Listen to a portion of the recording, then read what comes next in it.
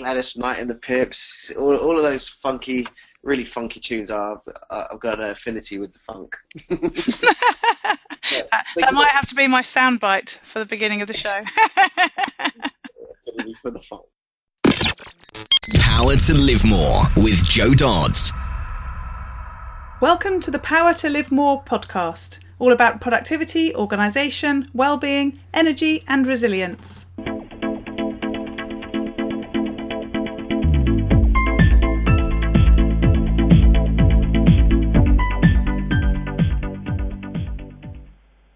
I'm Jo Dodds, and I started this show to enable interesting people to share their stories about how they use their power to live more, and by that I mean to do the stuff that they want to do more than the stuff that they need to or should do.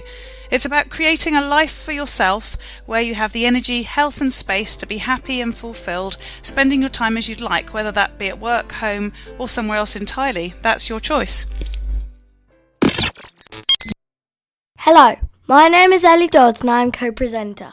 And today Joe is interviewing Darren Bandoo of Dragonfly 360.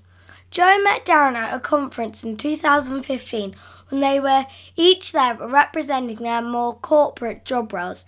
They quickly realised their mutual interest in self-development, coaching and productivity and struck up a friendship where they continue to stay in touch and meet up when they can. Darren has been in sales and customer service since early on in his career. One turn gave him the opportunity to become a call centre trainer responsible for the learning and development of new and existing staff. This set him off on a whole new interest in personal development and productivity techniques to help himself and others to not only to get more done but also to do more of the things they want to be doing. He is now a practicing personal performance coach. Is that right? Practicing.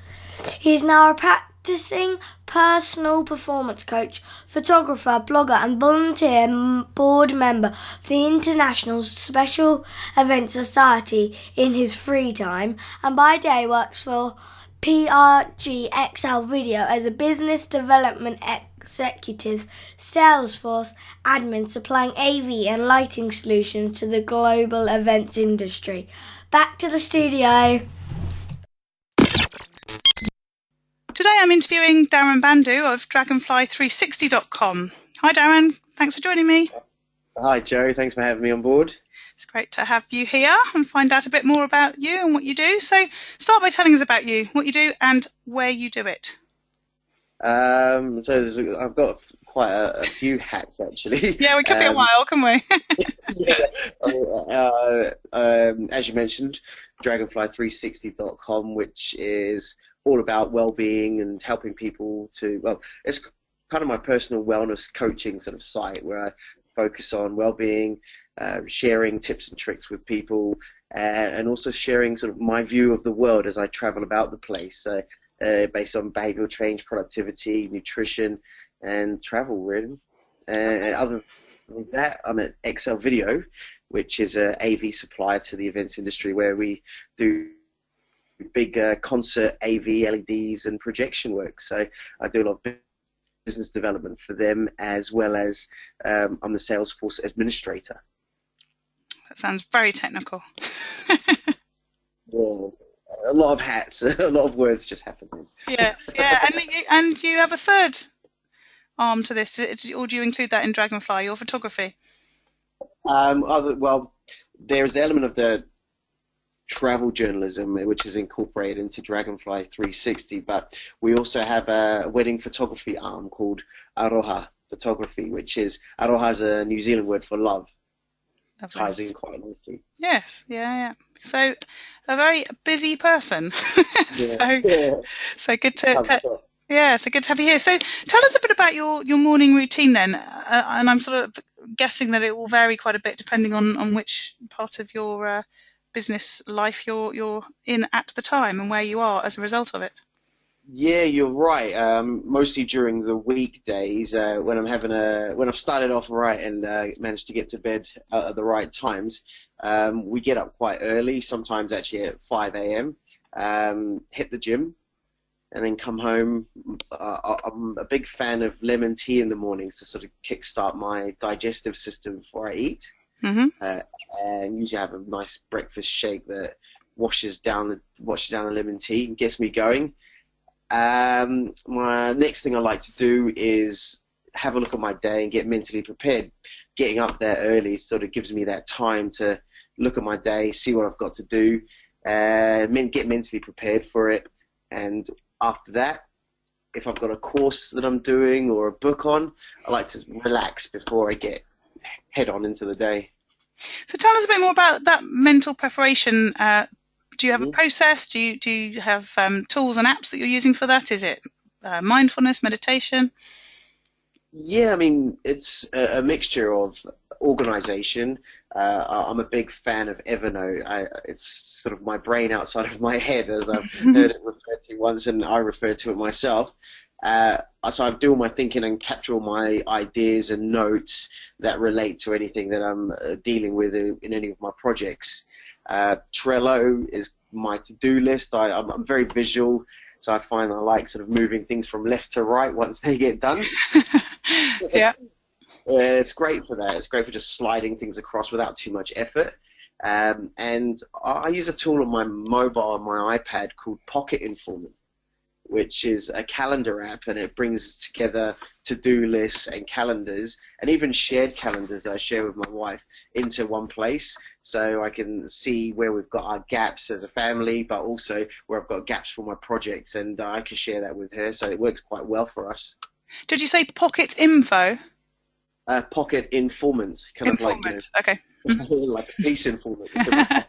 Yeah. Telling me what to do when I need to do it. It's great. Yeah, excellent. And so far in 15 interviews, you're the first person who's told me that they get up at 5 o'clock. I'm very impressed, especially that you get up at 5 o'clock and go to the gym. Yeah. I'm not superhuman though. It happens sporadically, but aims about 3 times a week at least. Again, on the flip side, I've got my sort of nighttime routines, and I'm a bit of a night owl. Once I get thinking about a project or solving a problem, I can stay up really late. And it sort of boot the 5 a.m. idea in the butt a little bit. Yes, yeah, interesting. And you were talking so you're going to the gym with your wife, fairly new wife, if I remember rightly. That's right, yes. We got married in May, and it was a massive day.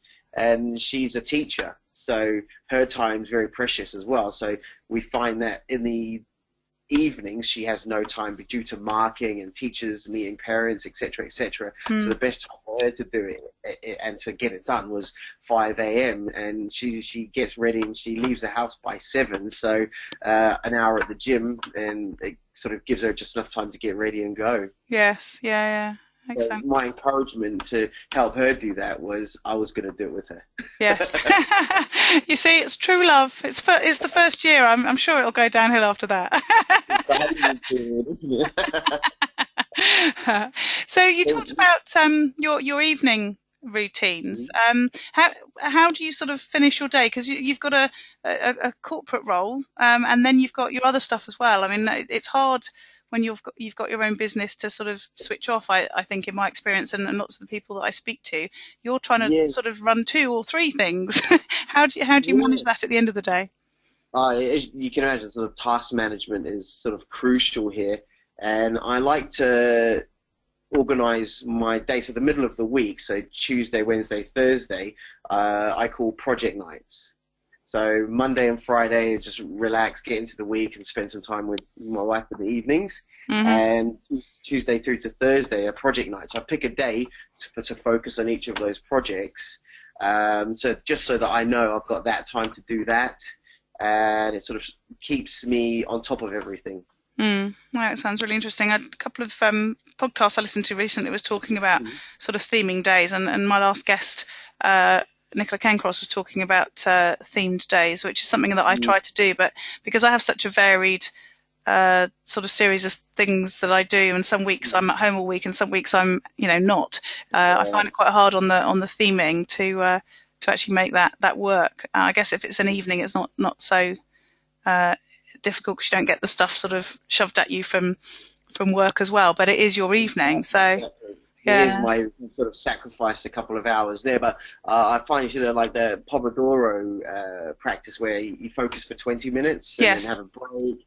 And I like to just stick with one topic so that I will make a lot of progress in one evening. Whether I'm writing articles for the blog or touching photos up and doing the albums, I like to sort of do a bulk load of work, and then I'm happy with where that project is, and it's sort of, I find that I move a lot faster that way rather than spending an hour then shifting topics. Mm-hmm.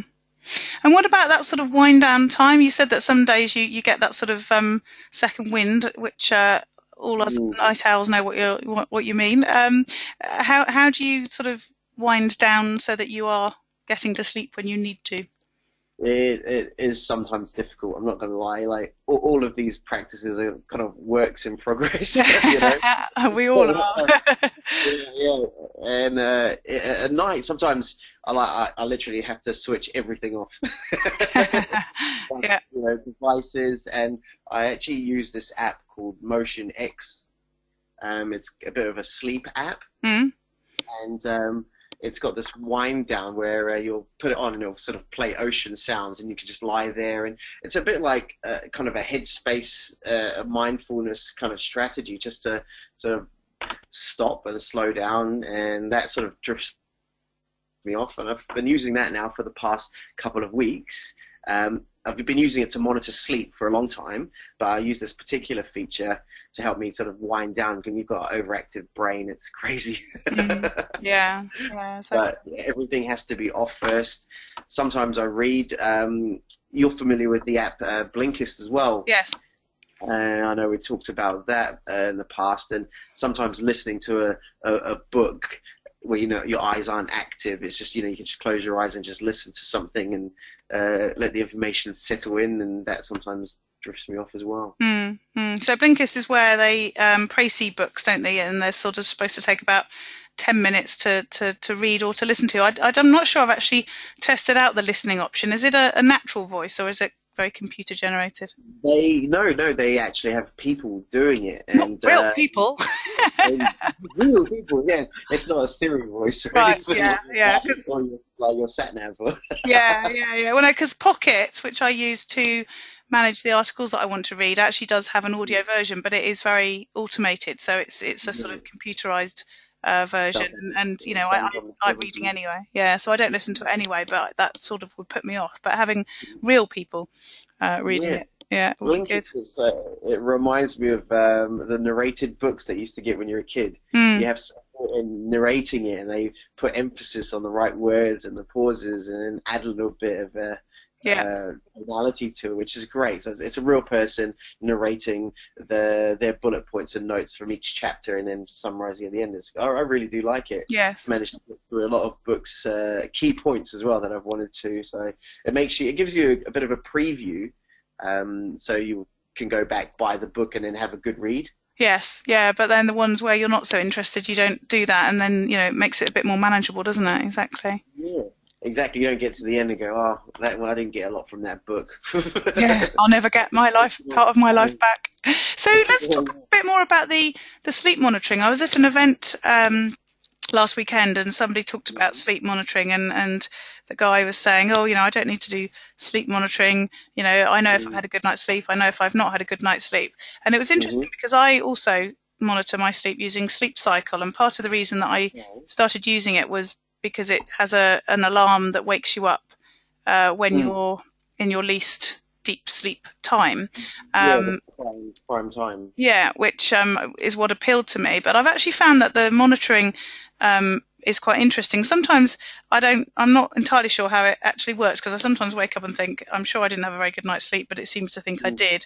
Apparently I had 100% for the first time since Christmas last week, so I was quite impressed. I've ever heard of having 100%.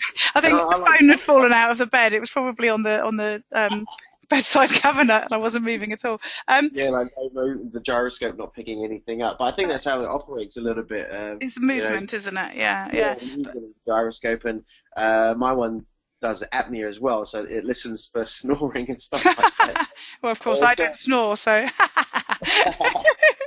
So, I mean, I think they're great. I'm a person who I love my sleep, which is why I have to take some evasive action sometimes to go to sleep because my brain I just switch off. But once I'm asleep, there's literally no waking me up until the morning.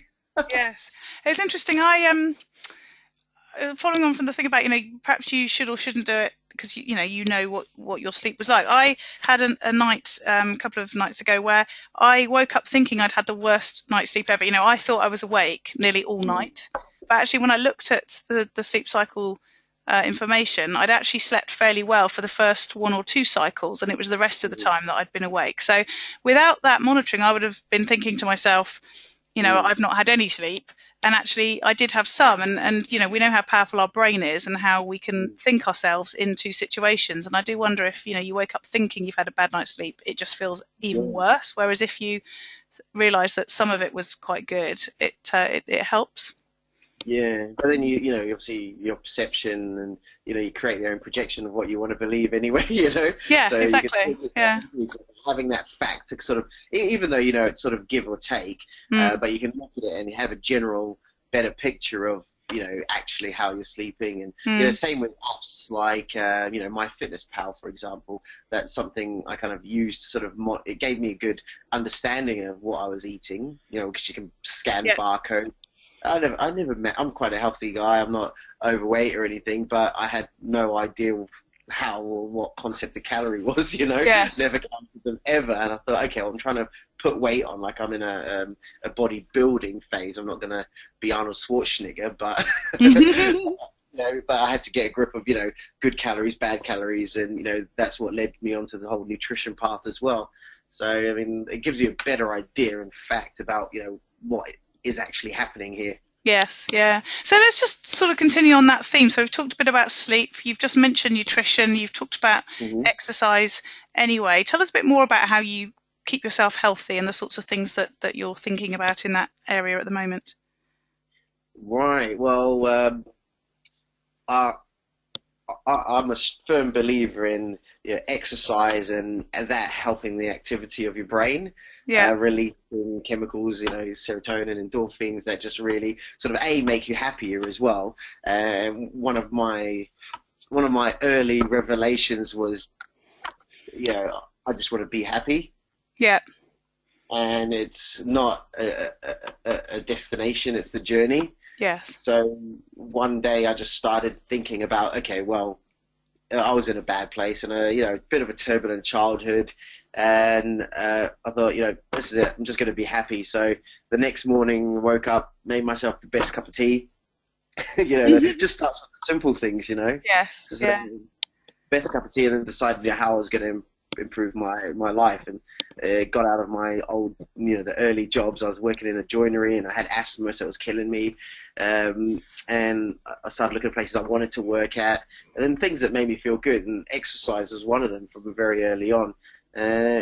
Healthy mind, healthy body. And if you're not making time for health, you're making time for sickness, isn't it right? Yeah, exactly. I interviewed, bit of name dropping here, the Chief Medical Officer of Bupa yesterday for a different podcast, and he was talking about all the work they're doing around prevention, and he was talking about non-communicable diseases, which I'd not heard the term before, but I haven't looked it up, but I assume it means the ones you can't catch, like cancer and diabetes and heart disease and so on.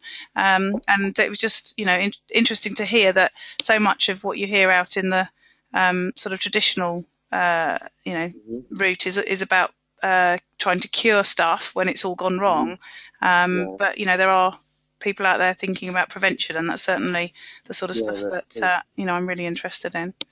I like the sound of that. That's, on the whole sort of nutrition tip, I steer away from sort of, white rice, white pasta, white breads. I've learned a bit more about gluten-free, and I'm trying to sort of incorporate that in terms of a prevention of later degenerative effects. Yes. Yeah.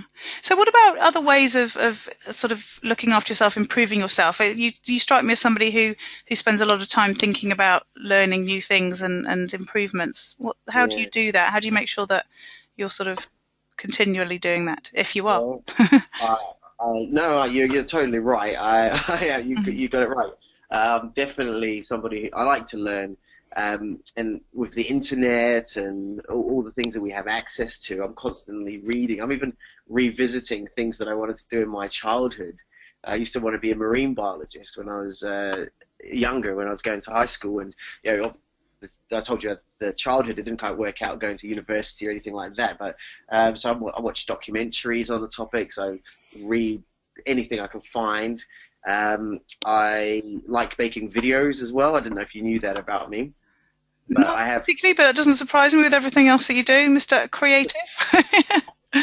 Well, I used to work for Apple for 3 years in the Apple store, and I had a knack for business development, but also picking up software and going with it and releasing the creative gene of genius that's in me. And I have access to a website called Mac Pro Video. Yep. And that basically gives you tutorials on every bit of software that's out there in the world. It's like lynda.com. You might have heard of that. Yep.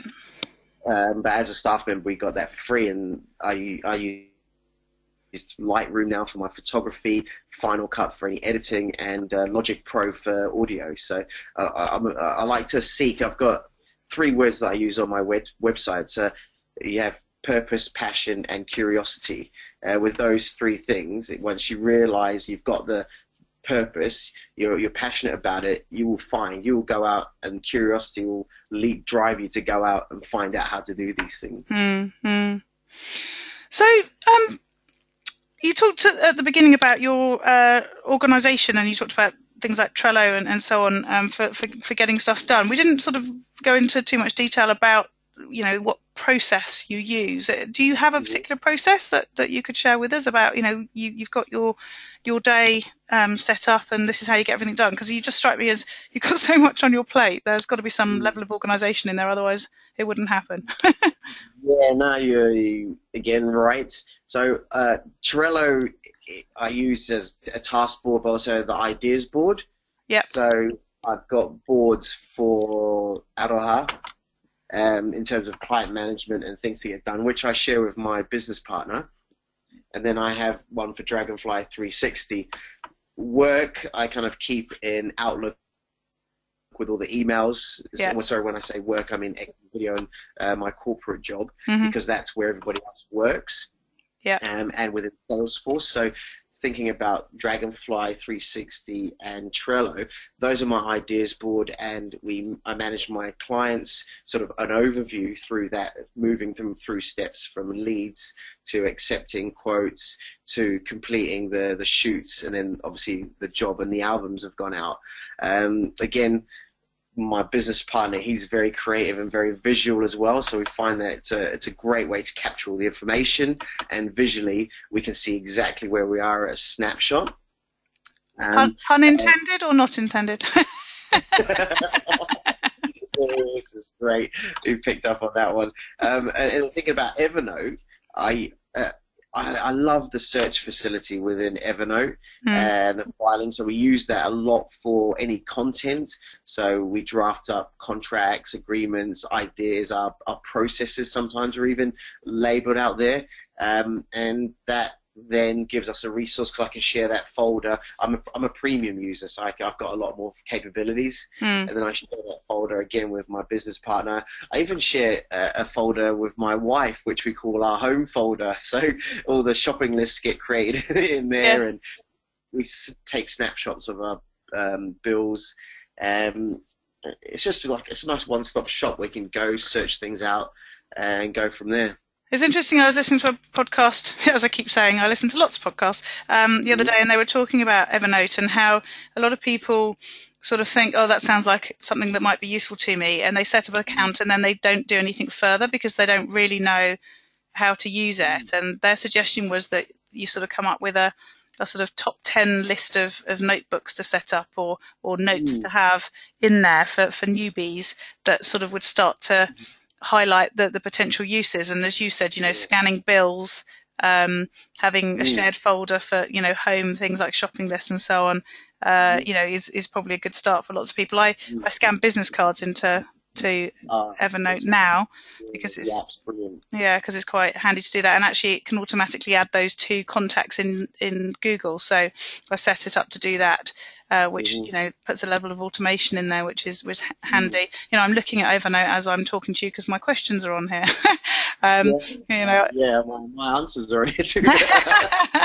Yeah, so it's interesting. If you can actually sort of start to articulate some of the examples of how it gets used to people. All my recipes are in Evernote, for example. And we have an iPad in the kitchen, and all our recipes go there. And in fact, I've got recipe books now that I'm working my way through and photographing that page and putting it into Evernote, because it's much more convenient there. And you've got it when you're in the shop if you want to, buy the ingredients and so on. Or if you're at somebody's house and you want to cook something, it's not, in my cupboard back at home. It's actually on your phone or on your iPad or something. So you're going to get caught on the spot without your device. Exactly. One of the really amazing things I like about Evernote, I use it for one of the articles I've written recently is all about I've got 6 steps to getting back on track. Yep. And it's all about compartmentalizing. Right. It's about like having a 360 look at your world, your situation, and quantifying how satisfied you are with various areas, whether it's health, work, your hobbies, your relationships, etc. Mm-hmm. And I actually have a quantify system where it gives you a number at the end of it, and then you can work on your lowest satisfaction rating. Yep. So I urge your readers, have a look at it. It's on my website, and any questions I can always answer them. I'm more than happy to do that. That's great. Another way. You just said readers then, didn't you? We are being listened to, don't you? I'll be reading when the transcript comes out. Actually, this is my first podcast interview, so forgive me.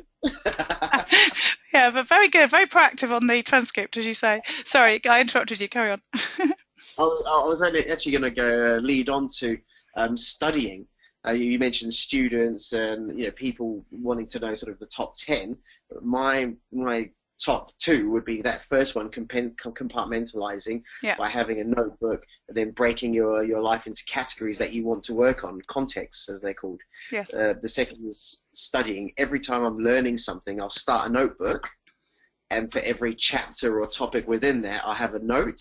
And the great thing I like about Evernote is you can then turn all of those notes into a table of contents at the top. Yep. You go into that and it creates these hyperlinks. You just read through, boom, and then go straight to that notebook. So, I mean, it's got a lot of features that I love and use daily. So yes, yeah, it's interesting as well, because if you said to somebody, here, have a folder with some dividers, go and use it to do whatever, people probably would quite happily do that and understand it. But then it goes into technology, and it, the sort of techie bit gets in the way. But as you say, it's about having pages, and which are called notes, and notebooks, which are like a notebook, and that's that's all it is. And then the tags, as you say, which make it really, really searchable. So for me, I love going to meetings. And I don't love going to. Did I just say that's a soundbite, isn't it? I love going to meetings. I don't love going to meetings, but when I am in a meeting, I love the fact that I can take notes straight into Evernote, which means I never have to write them up again, and I can find them again, and I can even create checklists and to-do lists from them without having to, use anything else. And just thinking back a long time since I've not used it, but to writing handwritten meeting notes and then looking at them day in, day out in my in tray where I kept trying to persuade myself I needed to type them up and never got round to it, and I don't need to anymore. Yeah, no, it's a lot of very time saving. Yeah, and I've tied the sort of that note taking practice for studying in with you've obviously heard of Tim Ferriss. Yep. And the 4-hour week. I'm sure a lot of your readers probably have heard of him as well. Yeah. But he's got this article that he wrote about sort of taking notes, I think like a demon or like a madman, like a genius. And if you take some of the practices from that into Evernote, it ties in really well. And I know he's a big advocate. I think he's a backer of Evernote as well. Mm-hmm. Yeah. So it's a very he takes the organisation and human experiments very seriously. Yeah, exactly. He does, doesn't he? So any other tools or apps that you want to recommend? We've gone into some detail on a few of them. Actually, I know it's one of your personal favourites as well. Pocket. Yeah, I love it. It's my favourite reader, and the one thing I love about it is that the articles are available offline. Yeah. So if you send anything to it, say from Feedly, you can actually have a good read offline. Underground, we're always on the underground on a train or anything like that. It's all there, and you can then forward it to any of the other apps that you want for storage, like Evernote. So that's one of my favourites that I'm using at the moment. Me too, and I love the search facility on it. I did a webinar a little while ago, and we were talking about millennials, and I just typed millennials into my Pocket account, and it pulled up all the articles that I'd saved and read or not read on the topic, and I was able to sort of flick through and come up with a few quotes, and sounded like I was really, on it and knowledgeable, when really I was just using Pocket. But I noticed they've come up with a beta test version of the next iteration of it today. I got an email earlier which I've not had a chance to look at, so it'll be interesting to see what else we'll be able to do. So brilliant. Okay, so what about other recommendations for, obviously if you've got more tools or apps or things like books and music and films? You sound like, again, you're probably into all three of those. No, I am. A lot of my relaxed time is around reading. I used to DJ a lot as well, back in my youth. So I have a vast music. I'm a very big fan of Motown, soul, anything all the way up to the higher BPMs of the electronic dance music today, like jungle and drum and bass. But what I really like is definitely going to be the Motown. I've got a record collection. I don't know, people don't use those anymore, but I've got a vast record collection sitting right behind me that I like to pull out and just dust off anything from Earth, Wind and Fire. Don't laugh. No, it sounds good. Miles Davis, right through. Bit of the Jacksons, why not in there? Yeah, exactly. Bit of Billie Jean. Oh. Gladys Knight and the Pips, all of those really funky tunes. I've got an affinity with the funk. That might have to be my soundbite for the beginning of the show. For the funk. And what about films? You said you do your own videos and you're involved in the sort of creative industry. Are you a film fan? Yeah, I love a good movie. I like my horrors. I like edgy things like some of Guy Ritchie's films or Quentin Tarantino. I like the edgy. I like the people that take the intros very seriously.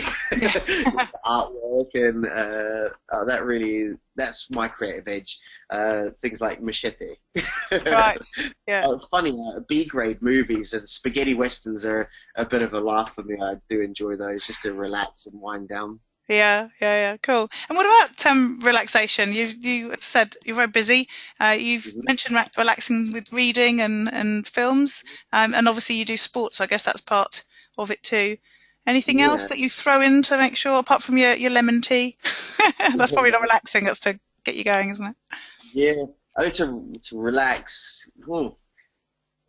Yeah, the reading does take me down. I like to surf around on the net a lot in terms of travel. My wife and I, we just recently qualified as scuba divers, so we're constantly, I'm constantly on the net trying to find good locations. Yeah. I'm definitely a warm water fan, though. I can't stand the cold water. No, I wouldn't like that either. In fact, I wouldn't even like the going underneath the water thing, so I wouldn't even do the diving bit. But that sounds great. So what about if things don't go right? What happens on those days? How do you deal with that? Well, after throwing my toys, you mean? Yeah. You pick them all up, put them back in your pram. What do you do then? Well, because of obviously the progresses that I've made now from my early days of being a milk runner, that was my first ever job, was running milk to people's doors and collecting the tokens. When things don't go right for me, I always just think of the progress that I've made and the progress, and I remind people if they're in the same position about the progress as they've made. Yeah. And things could always be worse, Joe. They could always be worse.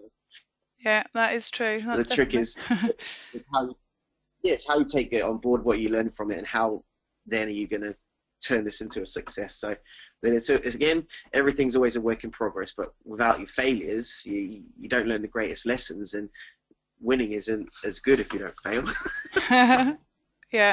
No, that's true. Yeah. So I always tell myself that it could always be worse. Yes, yeah. So on a day when you end the day knowing that you've had that time to live more, and by that I mean, do the stuff that you really want to do rather than the stuff you need to do or you should do or you have to do or everyone else is telling you to do. What have you done? Mm-hmm. What's that day look like? So you've just asked me what would my perfect day pretty much be like. Yeah. Yeah, it's a very long-winded way of asking you that question. But my website title doesn't include perfect day. It includes live more. So come on, indulge me. Perfect day. Okay, the day where I feel like I've had the power to live more would definitely be... Very good. You can come again.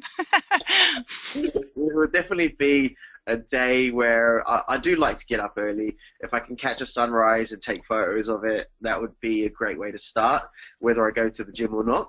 A bit of photography, spending time with family, loved ones, getting some projects. I like helping people.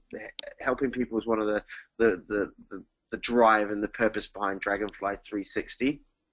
Yeah. Helping people to succeed. So if I can do a bit of that and help, and even if someone tells me that, Darren, thank you very much, that helps a lot.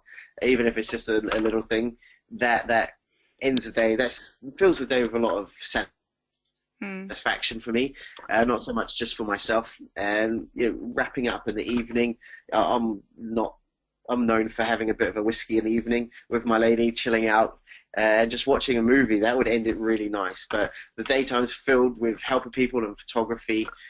That's what I really like to do a lot of, and a lot more of is what I want to do. So if anybody wants to talk photography or personal development, I'm right here.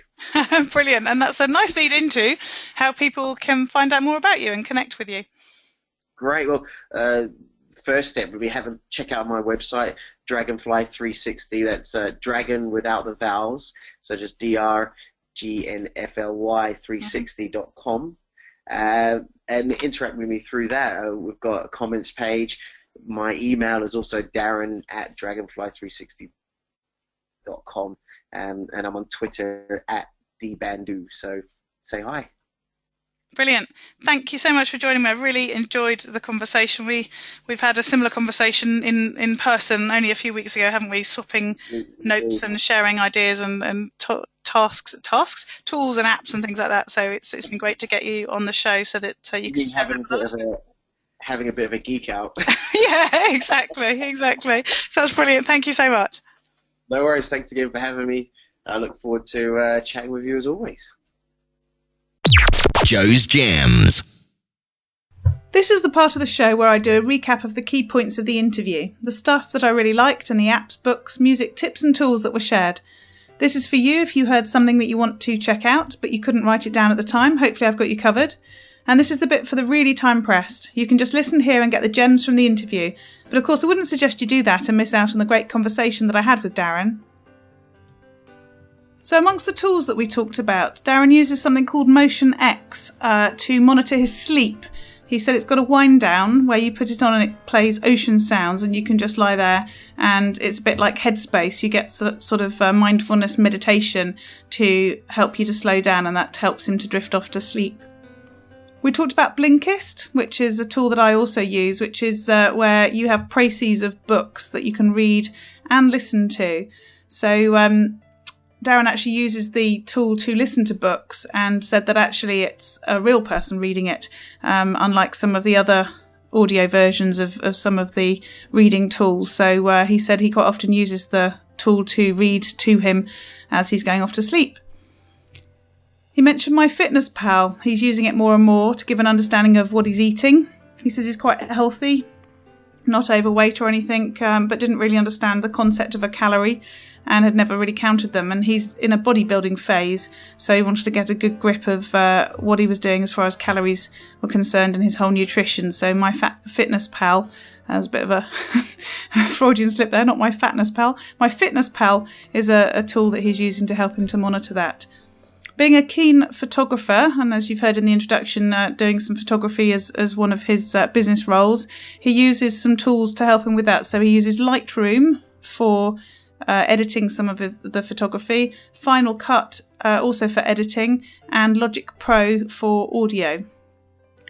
He mentioned Trello. That's what he uses for his to-do list. He's very visual, so he likes to use Trello where you can move things around on the board, move things from left to right as they get achieved. So he uses that as his task board, but also as his ideas board. He uses boards for different projects that he's working on, and even has one that he shares with his partner. He's a big fan of Evernote, as am I. He talks about it being a sort of brain outside of his head, and he says he keeps all his notes and ideas and any of the thinking that he wants to record in Evernote, and he really likes the fact that you can use the search facility. So he uses it really as his online filing for everything that he's doing. He also has a folder with his wife, which I referred to as who I referred to as partner earlier, but it's actually his wife. And they use that for their home information, so shopping lists and bills and things like that.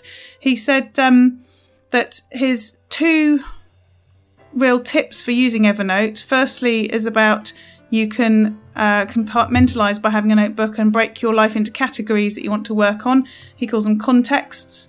So being able to file things away using those different categories. And the second is he uses Evernote for studying. So when he's learning anything, he'll start a new notebook, and for every chapter of something that he reads, he'll make some notes and keep those in Evernote. And he talked about the fact that you can create an automatic table of contents when you're in Evernote. If you're using a notebook and you have notes within the notebook, you can create that table of contents to help you to find things more easily afterwards. And I mentioned that I like using Evernote when I'm in meetings to take notes, because you then don't have to write them up. In the past, I've gone to meetings taken handwritten notes, and then it's been a constant drain on my energy knowing that I need to write up that meeting and those notes, and I don't always get round to it. Whereas with Evernote, I take notes straight into the app, and then they're there and searchable and ready to go back to at any time.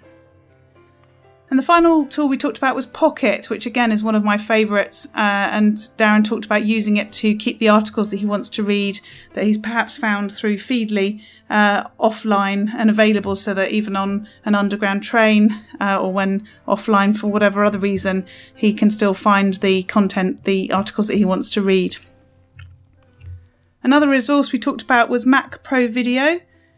It's a website that he uses that basically has lots of tutorials on all the software that is out there for the Mac. He said it's a bit like lynda.com, which you might have heard of, which is the learning platform that's connected to LinkedIn. And then we talked about music. He says he's a big fan of Motown and soul, and has sort of various other interests in music as well, and then went on to talk particularly about a record collection. Remember those? The olden days? And he said he likes to pull them out and dust off anything from Earth, Wind and Fire. He also said he likes a good movie. He likes horror films and likes edgy things like some of the Guy Ritchie films or Quentin Tarantino. And then some of the tips that Darren shared. He talked about being a big fan of lemon tea in the mornings to kickstart his digestive system, which is something that I do as well on most days. He gets up really early in the morning, and he said it gives him that time to see what he's got to do and get mentally prepared for the rest of the day. And then he talked about how he manages his time when he's working, particularly in the evenings where he's got so many other projects going on around his day job. And he talks about very much focusing on one topic in the evening and do a sort of bulk load of work on that, and then moving on a different day to working on another project. So sort of batching his work. He talks about task management where he tries to organise his week so that the middle of the week, he calls them his project nights, the Tuesdays, Wednesdays and Thursday nights. And then Mondays and Fridays is more about relaxing and spending time with his wife. Completely changing the subject, he talked about one of his early revelations was about wanting to be happy and talking about how that's actually not a destination, it's a journey. And he said he had a bit of a bad time in the past, a bit of a turbulent childhood, and actually sort of actively thought to himself that he was just going to be happy. And he said it starts from the simple things. It's just about actually deciding that's what you're going to do and that you're going to appreciate things and go on this journey rather than sort of plan to be happy in the future. I really liked that concept. A phrase that he used, which I liked to put onto social media, is healthy mind, healthy body. And if you're not making time for health, you're making time for sickness, which I thought was an interesting way of putting it. As far as nutrition, Darren says he steers away from white rice, white pasta and white breads. He said he's learned a bit about being gluten-free and he's trying to incorporate that into his life a bit. And then Darren mentioned he's got something on his website which allows you to have a 360-degree look at your world and your sort of life and situation and actually quantify various areas like health, work, your hobbies, relationships and so on, and actually sort of give those a number and then work on the ones that aren't as high as you'd like them to be. And he says it's on his website, which is dragonfly360.com, and that's dragonfly without the vowels, and you can go and use that tool to help you to think about your own life and the areas that you'd like to work on. To relax, he talked about reading. It's something I like to do as well. He also likes to go on the net quite a lot and have a look at places to travel to. He's a big traveller, and he and his wife have just recently qualified as scuba divers, so they're always looking for really good locations to dive, particularly with warm water, he says.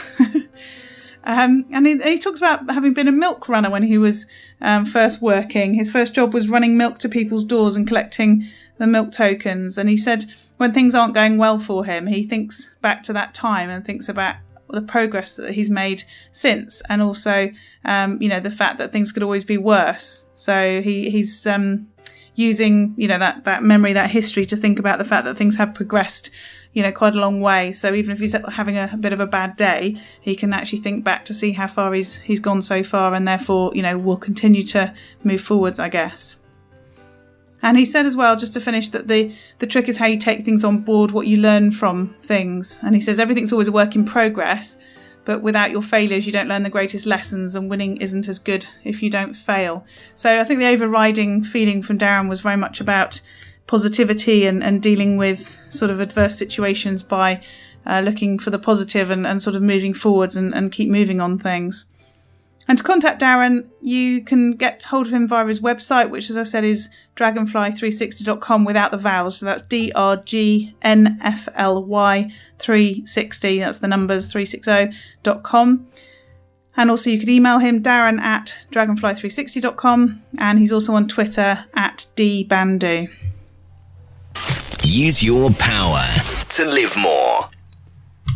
All this information is available as usual on the show notes on the website powertolivemore.com/ in this case 17. If you'd like to sign up to get my weekly newsletter with more tips, strategies, ideas and tools to improve your power, you can do that on the website too. And if you go to powertolivemore.com/focus, you can download my free report about how to increase your focus for better productivity.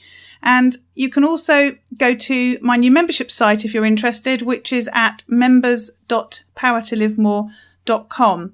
And please also, if you enjoy the show, or even if you don't, I guess, please also consider going to iTunes and leaving us a review.